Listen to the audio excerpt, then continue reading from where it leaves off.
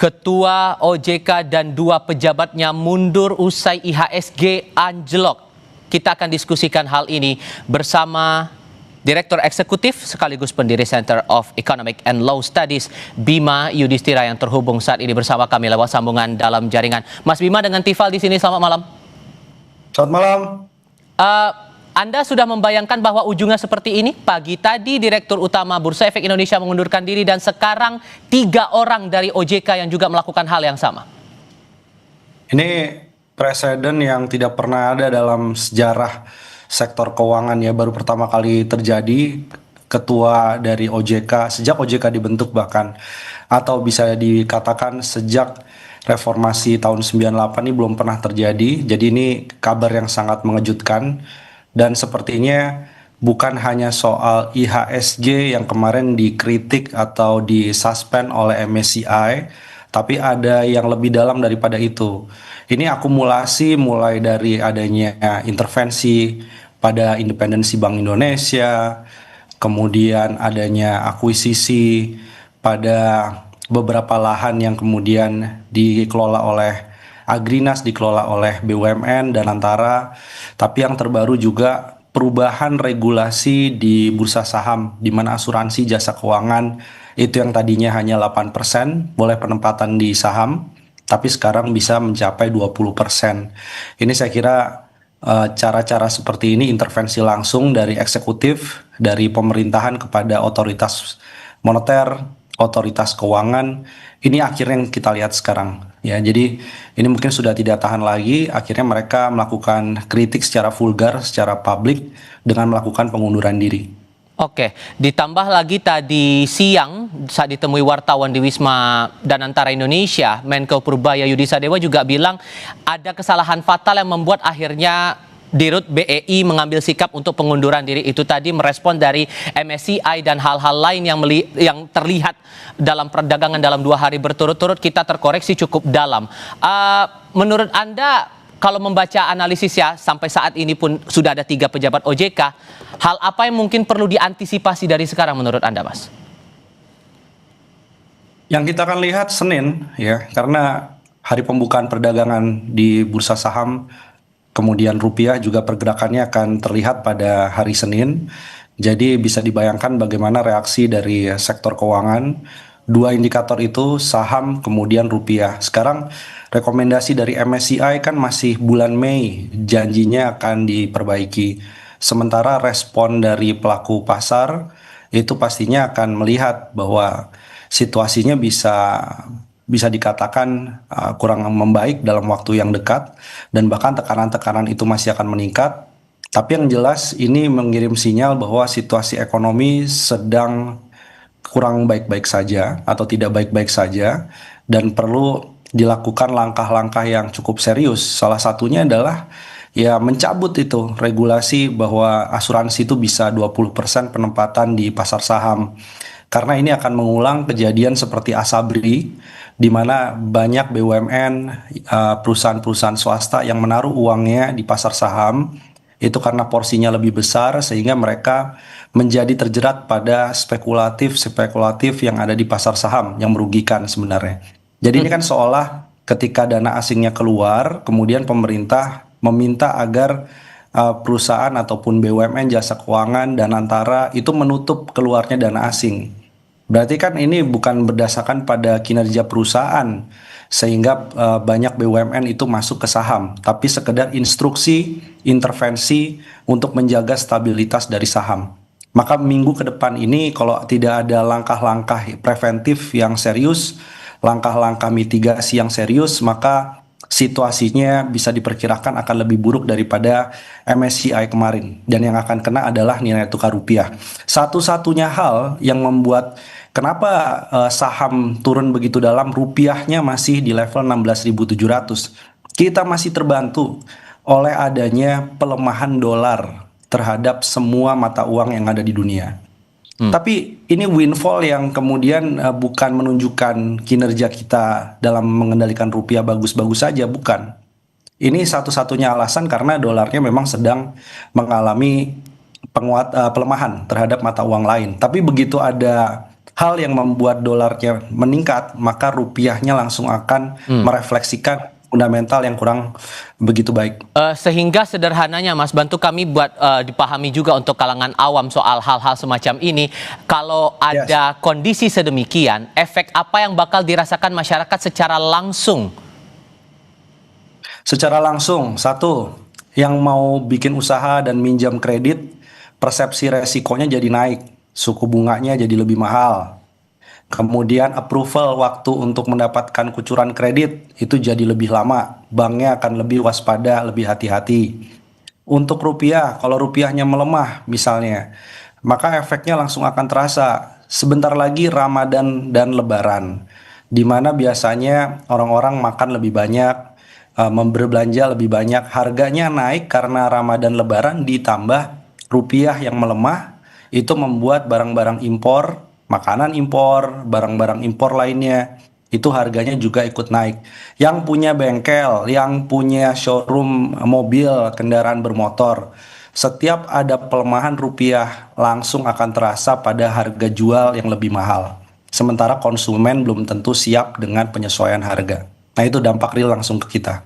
Oke, melihat posisi 3 pejabat OJK yang mundur saat ini, ada Kepala Eksekutif Pengawasan Pasar Modal, Ketua Dewan Komisioner OJK, lalu ada Deputi Komisioner Pengawasan Emiten Transaksi Efek, Pemeriksaan Khusus Keuangan Derivatif dan Bursa Karbon. Melihat 3 orang ini yang menyatakan mundur hari ini, Mas, seberapa besar dampaknya untuk kinerja OJK ke depannya? Ya, ini apa yang menjadi persoalannya kan? Yang menjadi persoalannya kan, apakah ini hanya sekedar ketidakpatuhan terhadap rekomendasi transparansi MSCI atau ada yang lebih dalam daripada itu? Nah, saya kira kalau yang lebih dalam daripada itu, maka bukan OJK salahnya. Bukan OJK kemudian yang harus berbenah. Tapi yang harus berbenah itu justru dari pemerintahnya sendiri. Harus kasih pagar api, harus kasih firewall, batas. Di sebelah mana presiden itu bisa melakukan intervensi langsung. Menteri-menteri ekonominya di mana bisa melakukan intervensi terhadap OJK. Mana yang tidak boleh. Nah, ini kalau pagar apinya diterobos terus, maka OJK-nya juga berbenah. Akan dapat misalnya ya ketua komisioner OJK yang jauh kapasitasnya di atas Pak Mahendra Siregar, di atas Pak Inarno untuk anggota komisionernya. Nggak akan berpengaruh banyak karena problemnya adalah hubungan antara eksekutif, fiskal, moneter, hubungan antara eksekutif pemerintah presiden dengan eksekutifnya OJK ini yang lagi nggak harmonis. Jadi hubungan itu sumbernya dari mana?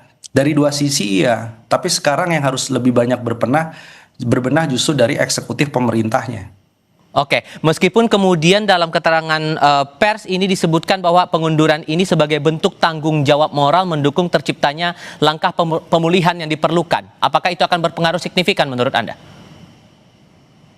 Kalau untuk mendukung pemulihan, ya tidak perlu mundur, tapi diselesaikan apa yang menjadi PR.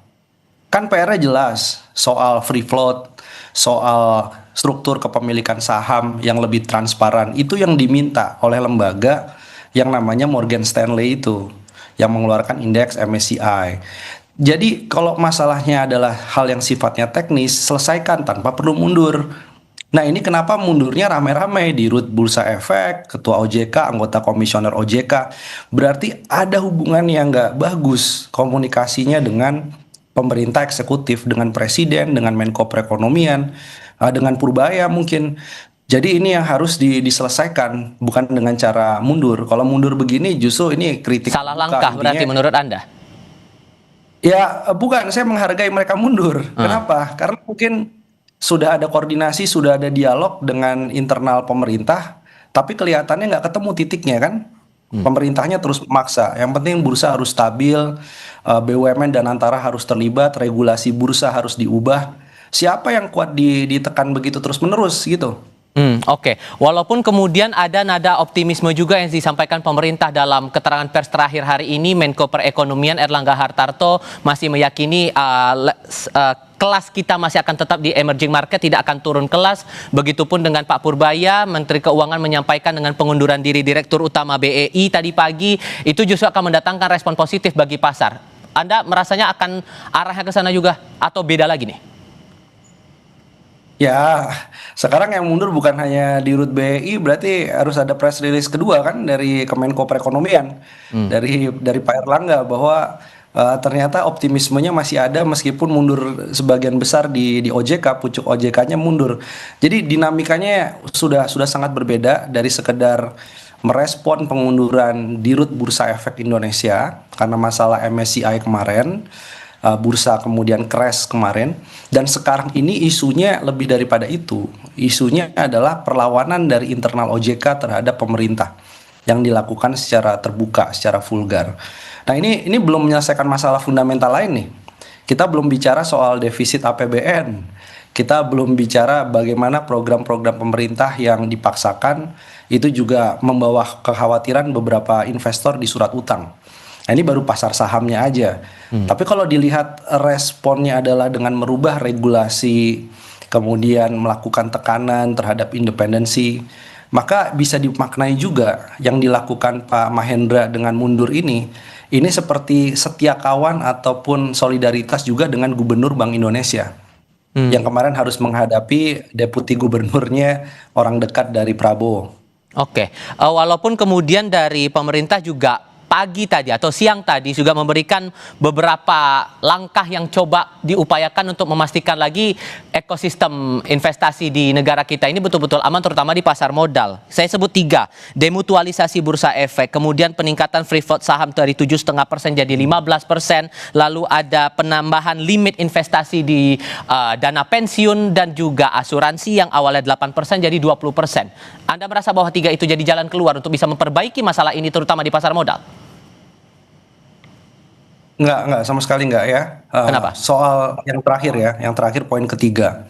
Itu dengan pelebaran investasi saham oleh perusahaan asuransi. Ini asuransi ini kondisinya sedang berat sebenarnya. Jadi kalau dilihat pertumbuhan industri asuransi ini salah satu industri yang sejak lama lah. Ini punya beberapa pertimbangan untuk mereka melakukan penempatan dana. Jadi sebagian besar masuknya kemana? Ke surat utang pemerintah biar aman, deposito biar aman. Jadi begitu limitnya kemudian dari 8 menjadi 20%, maka perusahaan asuransi seolah ini dikorbankan oleh pemerintah, karena itu tentu usulannya juga datang dari pemerintah kemudian ke OJK, dikorbankan oleh pemerintah agar si perusahaan asuransi ini menggunakan dana dari premi yang terkumpul untuk menstabilkan bursa. Jadi harus ada seolah yang disacrifice, seolah yang dikorbankan. Ini nggak bagus buat industri asuransi, semua sudah tahu itu. Dan apa yang terjadi dengan terlalu besarnya porsi saham itu akan mengulang kondisi-kondisi AJB Bumi Putra, kemudian Asabri dan lain-lain, yang akhirnya membuat orang juga turun kepercayaannya terhadap industri asuransi. Jadi menurut saya apa yang menjadi solusi itu justru menjadi masalah baru. Nah, itu mungkin salah satu yang membuat ketua OJK-nya akhirnya mundur juga, karena ini resikonya terlalu besar. Kalau dipaksakan ada perusahaan ataupun industri yang harus menanggung capital outflow atau dana asing yang keluar ditutup oleh perusahaan asuransi. Oke, termasuk juga masalah mempercepat demutualisasi bursa efek dan penambahan free float saham itu juga akan memberatkan menurut Anda? Atau justru masih ada sisi positif yang bisa diperjuangkan untuk memperbaiki ini semua? Free float setuju sekali. Jadi yang jadi problem dari MSCI itu nomor satunya adalah struktur kepemilikan saham yang bisa benar-benar diperdagangkan ke publik, yang orangnya itu investor publik, mau dia institusi ataupun investor retail. Yang penting tidak terafiliasi dengan pemilik perusahaan. Kalau enggak nanti sahamnya menjadi saham pura-pura. Dan Indonesia memang free floatnya salah satu yang terendah dibandingkan negara ASEAN lainnya. Ada yang 25% bahkan free floatnya. Jadi kalau kita menuruti yang dilakukan oleh MSCI sejak lama, maka isunya nggak jadi persoalan seperti sekarang nih, nggak ada crash seperti sekarang. Itu setuju, itu kesalahan dari bursa efek. Mungkin emailnya keselip dari MSCI atau rekomendasinya dianggap rekomendasi sampingan. Itu satu hal yang memang jadi perbaikan positif. Tapi perbaikan positif yang nomor 2 tadi dan nomor 1 tadi tertutup oleh yang nomor 3, yaitu asuransi dengan penempatan dana di saham lebih besar. hingga 20%. Jadi ketutup semua tuh yang bagusnya. Oke. Soal demutualisasi mempercepat itu memungkinkan tidak, Mas? Ya saya kira memungkinkan ya. Ini sebenarnya tujuannya adalah untuk membuat perlindungan terhadap investor retail, membuat transparansi, dan juga membuat agar kedalaman sektor keuangan kita itu semakin bagus. Jadi ini semua rekomendasi dari MSCI nggak ada masalah. Itu rekomendasi teknis yang harusnya sudah dilakukan sejak lama. Nah, cuman sekarang kok hanya karena MSCI kemudian ada aturan-aturan lainnya di luar dari rekomendasi MSCI. MSCI nggak pernah tuh bilang soal asuransi harus 20% atau Danantara harus membeli saham lebih banyak lagi di bursa efek. Nggak ada itu. Itu ide murni dari pemerintah, ide murni dari hasil diskusi dengan OJK sebelumnya. Jadi disinilah yang harus dijaga pagar api antara proses ataupun konsep memperbaiki pasar saham itu dengan intervensi politik mendukung program-program tertentu dari pemerintah. Nah, di sini OJK selama ini coba menjaga terus kan pagar apinya. Mungkin yang terakhir ini karena kesalahan teknis kemarin akhirnya diterobos dan pagar apinya begitu diterobos kelewatan dianggap intervensi berlebihan kepada otoritas keuangan. Oke, ini kan yang menjadi kekhawatiran saat posisi kita yang awalnya emerging market turun jadi frontier market. Dengan kondisi seperti ini, Mas, sudah ditambah lagi ada 3 pejabat OJK yang mundur. Apakah ini masih bisa kita tangani, kita tanggulangi kemungkinan potensi turun kelas itu? Ya, semua tergantung. Sekarang bolanya kan aneh juga kalau merajuk atau meminta ketua OJK untuk balik lagi. Karena ini pengunduran dirinya pun sudah dilakukan secara terbuka kepada publik di depan wartawan. Jadi yang bisa dilakukan apa? Berarti segera lakukan fit and proper test secara darurat nih. DPR juga mulai hari Senin mungkin harus berpikir nih untuk pembukaan calon ketua OJK yang baru, kemudian komisioner yang menggantikan Pak Inarno ya, Pak Inarno Jayadi. Ini harus segera dilakukan. Tapi di sisi yang lain, perbaikan hubungan antara OJK dengan Kemenq, OJK dengan Kemenko Perekonomian, dengan Presiden, ini saya kira penting.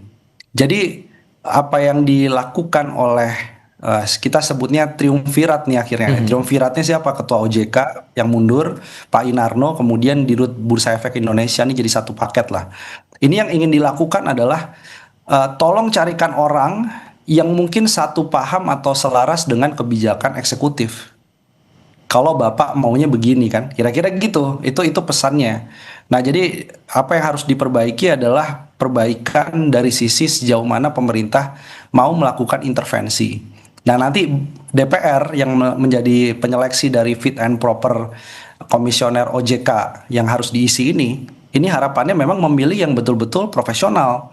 Jadi kalau Pak Mahendra saja yang sebelumnya mungkin banyak ya diafiliasikan dengan misalnya Pak Luhut, itu saja tidak mampu kemudian menjadi penyeimbang antara sektor keuangan dengan maunya pemerintah, maka ke depan harus benar-benar dicari yang pure independen.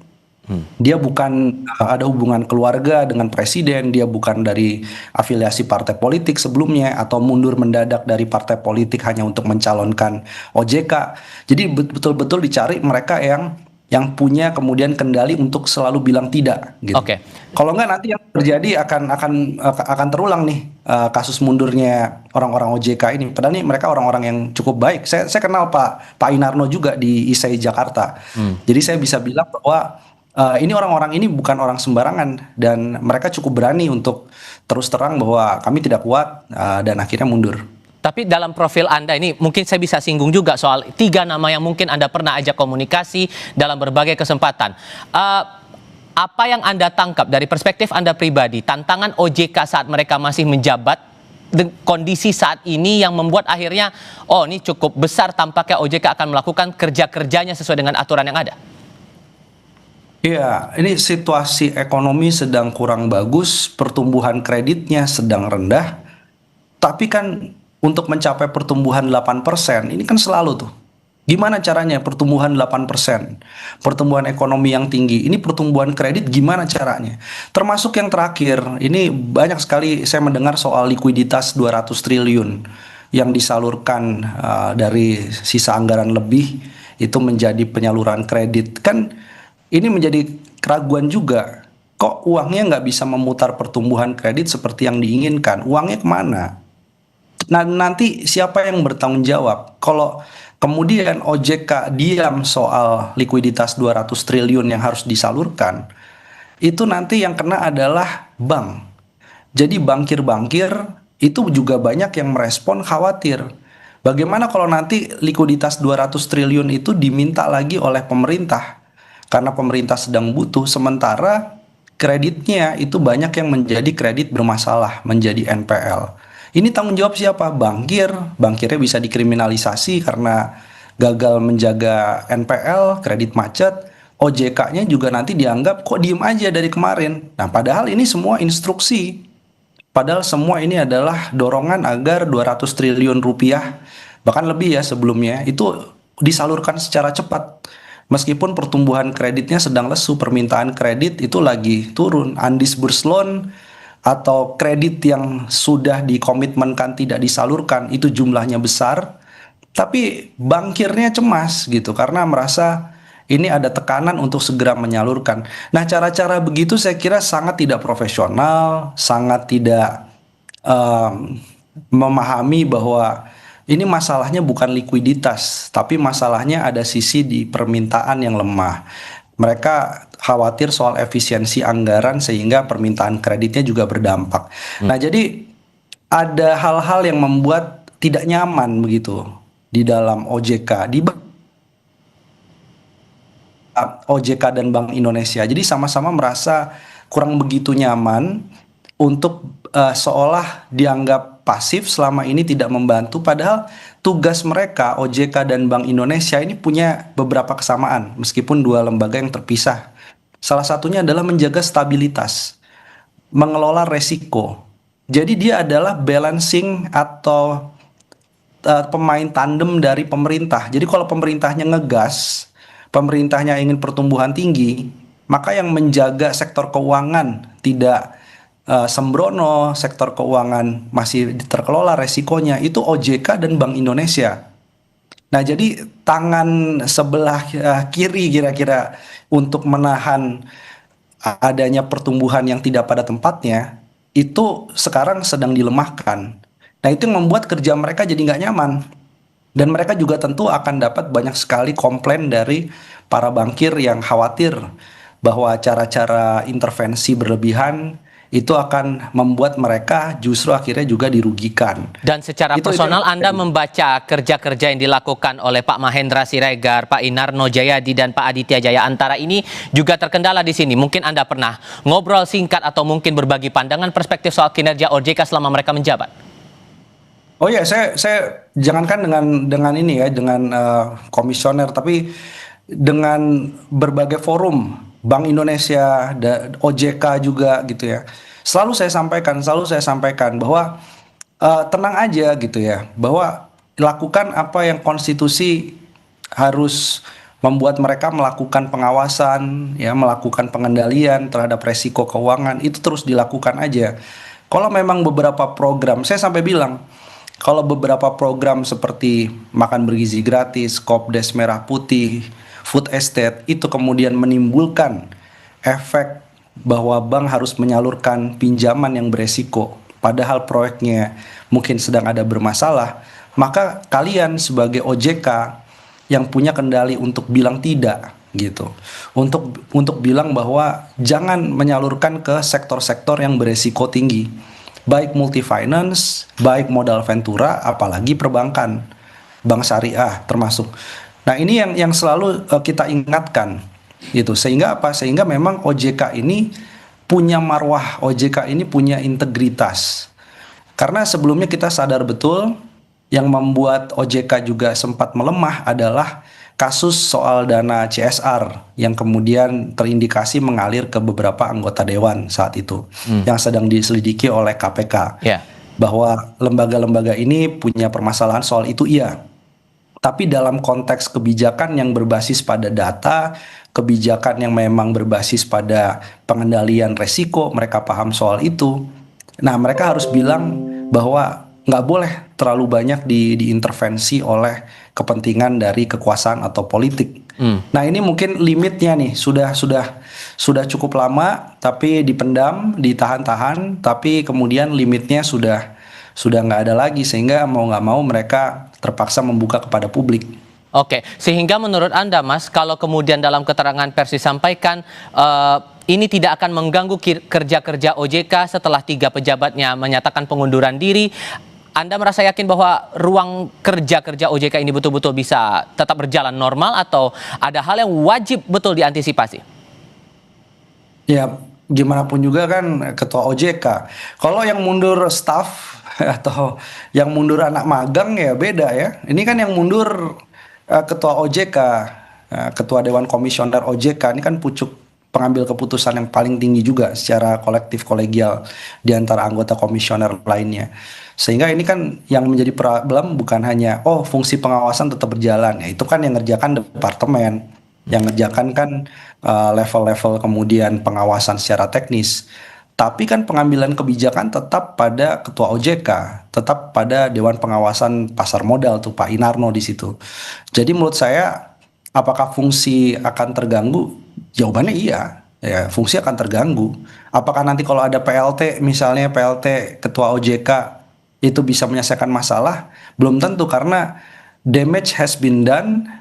Jadi brand dari OJK-nya pun sekarang hubungan yang tidak harmonis dengan pemerintah sekarang terbuka kepada publik. Nah, mengobati itu tuh, ini butuh strategi yang beda, bukan sekedar menggantikan pos yang kosong dengan orang yang baru. Tapi harus ada strategi-strategi yang memang menyelesaikan masalah intinya gitu. Sehingga menurut Anda, ini kadung sudah Ketua OJK Pak Mahendra Siregar menyatakan pengunduran diri. Entah itu PLT atau mungkin pejabat baru definitif nantinya, apakah profil yang harus mengisi posisi Ketua Dewan Komisioner OJK ini harus seperti Pak Mahendra secara track record, kemampuan, pengetahuan, dan hal-hal mendukung lainnya? Nah, ini kita harus jaga bersama ya, ini minta tolong Kompas juga ya untuk menjaga bersama-sama. Kenapa? Karena dengan situasi yang ada sekarang dan apa yang terjadi bukan hanya di OJK tapi di lembaga lain, maka ekspektasi kita tentu kalau ditanya selalu pengennya yang jauh lebih hebat daripada Pak Mahendra, jauh lebih hebat daripada Pak Inarno dari kapasitas, integritas, kemudian dari berbagai pengalaman ya sebelumnya. Tapi situasi sekarang ini justru harus mendapat pengawasan publik, pengawasan media, karena pejabat pengganti ataupun definitifnya ini bisa jadi dipilih justru melalui sistem pemilihan yang membuat ex anggota partai politik bisa masuk atau circle terdekat dari eksekutif bisa masuk yang justru punya konflik kepentingan. Kita publik maunya lebih tinggi, tetapi dengan situasi ekonomi politik yang ada sekarang, ini justru lebih berbahaya lagi, yang lebih buruk nantinya dari Pak Mahendra itu bisa mengisi pos itu. Nah, ini makanya harus dijaga bersama-sama, karena OJK ini saya kira defense terakhir juga. Selain Bank Indonesia, selain LPS, defense terakhir sehingga investor trust, pengusaha trust, perbankan trust terhadap jalannya sektor keuangan, nasabah kayak kita ini juga trust terhadap sektor keuangan. Ini kuncinya ada pada kredibilitas dan kompetensi dari pengurus OJK. Oke, saya harap Anda tetap bersama kami, Mas Bima. Kita masih akan diskusikan ini, termasuk akan ada pantauan langsung juga di beberapa titik merespons lagi Ketua OJK dan 2 pejabat OJK ini menyatakan mundur setelah indeks harga saham gabungan atau IHSG anjlok 2 hari berturut-turut. Untuk Anda, saudara, tetap bersama kami di Breaking News.